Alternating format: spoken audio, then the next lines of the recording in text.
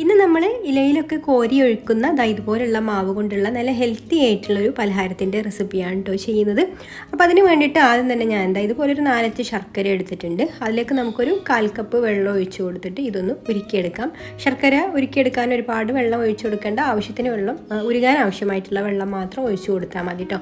ഇനി നമുക്കിതൊന്ന് തിളപ്പിച്ചിട്ട് ഇതുപോലെ നന്നായിട്ടൊന്ന് ഉരുക്കിയെടുക്കണം. ഉരുക്കി വന്നതിന് ശേഷം നമുക്കിതൊന്ന് അരിച്ചെടുക്കാം. ശർക്കരയിലൊക്കെ അത്യാവശ്യം കല്ലും മണലും ഒക്കെ ഉണ്ടാവും കേട്ടോ. അപ്പോൾ അത് പോകാൻ വേണ്ടിയിട്ട് ഞാൻ ഈ ഒരു കപ്പിലേക്ക് അരിച്ചെടുക്കുന്നുണ്ട്. ഇനി അരിച്ചെടുത്തതിന് ശേഷം ഞാൻ ഈ ഒരു പാൻ കഴുകിയിട്ട് അതിൽ എന്തെങ്കിലും മണ്ണൊക്കെ ഉണ്ടെങ്കിൽ പോകാൻ വേണ്ടിയിട്ട് അതൊന്നുകൂടി കഴുകിയതിന് ശേഷം അതിലേക്ക് തന്നെ ഞാൻ ഈ ഒരു ശർക്കര പാനി തിരിച്ച് ഒഴിച്ചു കൊടുക്കുകയാണ്. ഇനി ഇതൊന്ന് തിളച്ച് വരട്ടെ. തിളച്ചിട്ട് കുറച്ചൊന്ന് തിക്കായിട്ട് വരുന്ന സമയത്ത് നമുക്കിതിലേക്ക് ഒരു 1.5 കപ്പ് തേങ്ങ ചെരുവിയത് ചേർത്ത് കൊടുക്കാം. എന്നിട്ട് ഇളക്കി കൊടുക്കണം. ശർക്കര പാനിയൊക്കെ ഒന്ന് വറ്റിയിട്ട് ഇതുപോലെ ഒന്ന് ഡ്രൈ ആയിട്ട് വരണം കേട്ടോ. ഇനി നമുക്കിതിലേക്ക് ഫ്ലേവറിന് വേണ്ടിയിട്ട് 1/2 ടീസ്പൂൺ ഏലക്കാപ്പൊടിയും കൂടി ചേർത്ത് കൊടുക്കാം. ഇനി നല്ല ജീരകത്തിൻ്റെ പൊടി വേണമെങ്കിൽ അതും ചേർത്ത് കൊടുക്കാം കേട്ടോ. ഞാനിപ്പോൾ ഇവിടെ ഏലക്കാപ്പൊടി മാത്രമേ ചേർത്ത് കൊടുത്തിട്ടുള്ളൂ. ഇനി നന്നായിട്ടൊന്ന് ഇളക്കി കൊടുക്കാം. എന്നിട്ട് ഞാനിതിലേക്കൊരു 1/4 കപ്പ് അവിലും കൂടെ ചേർത്ത് കൊടുക്കുന്നുണ്ട്. അവിൽ വേണമെങ്കിൽ ചേർത്ത് കൊടുത്താൽ മതി കേട്ടോ, ഓപ്ഷനിലാണ്.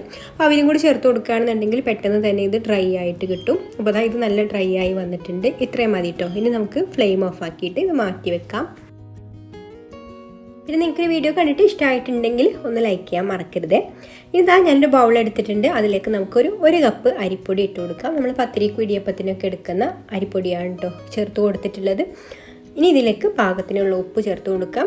പിന്നെ 1 ടേബിൾ സ്പൂൺ നെയ്യും കൂടെ ചേർത്ത് കൊടുക്കുന്നുണ്ട്. ഇനി നമുക്കിതിലേക്ക് ആവശ്യത്തിനുള്ള വെള്ളം ഒഴിച്ചു കൊടുക്കാം. വെള്ളം ഓരോ പൊടിക്കനുസരിച്ചിട്ടും വെള്ളം അങ്ങോട്ടും ഇങ്ങോട്ടൊക്കെ മാറ്റം വരും കേട്ടോ. അപ്പോൾ ഞാൻ ഈ ഒരു മാവ് കലക്കിയെടുക്കാൻ എനിക്ക് 1/4 കപ്പ് വെള്ളമേ വന്നിട്ടുള്ളൂ. അപ്പോൾ എല്ലാ പൊടിയും ഒരേപോലെ ആയിരിക്കില്ല. അപ്പോൾ പൊടിക്കനുസരിച്ചിട്ട് വെള്ളത്തിൻ്റെ അളവിൽ മാറ്റം വരും. അപ്പോൾ നിങ്ങൾ കുറേശ്ശെ വെള്ളം ഒഴിച്ചു കൊടുത്തിട്ട് മിക്സ് ചെയ്ത് കൊടുക്കുക. പിന്നെ നമ്മുടെ ഈ ഒരു ചാനൽ സബ്സ്ക്രൈബ് ചെയ്യാതെ കാണുന്ന കൂട്ടുകാരാണെങ്കിൽ ഒന്ന് സബ്സ്ക്രൈബ് ചെയ്യാനും കൂടി മറക്കരുത് കേട്ടോ. അപ്പോൾ ഞാനിത് നന്നായിട്ട് തന്നെ മിക്സ് ചെയ്ത് എടുത്തിട്ടുണ്ട്. ഈ ഒരു പരുവത്തിലാണ് കേട്ടോ നമുക്ക് വേണ്ടത്. ദോശമാവിൻ്റെ ഒക്കെ ആ ഒരു പരുവത്തിൽ കുറച്ചൊരു ലൂസായിട്ടുള്ള ഒരു മാവാണ് വേണ്ടത്. എന്നാൽ ഒരുപാട് വെള്ളമായി പോവുകയും ചെയ്യരുത്. ഈ ഒരു കട്ടിയിൽ ആണ് കേട്ടോ വേണ്ടത്. ഇനി ഇതുപോലൊരു വാഴയില ഞാൻ വാട്ടിയെടുത്തിട്ടുണ്ട്. അതിലേക്ക് നമുക്ക് കുറേശ്ശെ മാവ് ഒഴിച്ചു കൊടുക്കാം. മാവ് ഒഴിച്ചു കൊടുക്കുന്നത് നമ്മുടെ ഇലയുടെ വലുപ്പത്തിനനുസരിച്ചിട്ട് ഒഴിച്ചു കൊടുത്താൽ മതി കേട്ടോ. അത്യാവശ്യം വലിപ്പമുള്ള ഇല തന്നെ എടുക്കുകയാണെങ്കിൽ ഏറ്റവും നല്ലതാണ്.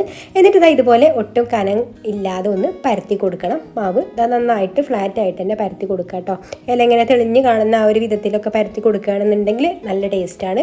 കട്ടിയിലായി കഴിഞ്ഞാൽ വെന്ത് കഴിയുമ്പോൾ കുറച്ച് കട്ടിയായിരിക്കും കേട്ടോ, അത്രയ്ക്ക് ടേസ്റ്റ് ഉണ്ടാവില്ല. അപ്പോൾ കട്ടിയില്ലാതെ തന്നെ പരത്തിയെടുക്കാനായിട്ട് ശ്രദ്ധിക്കുക.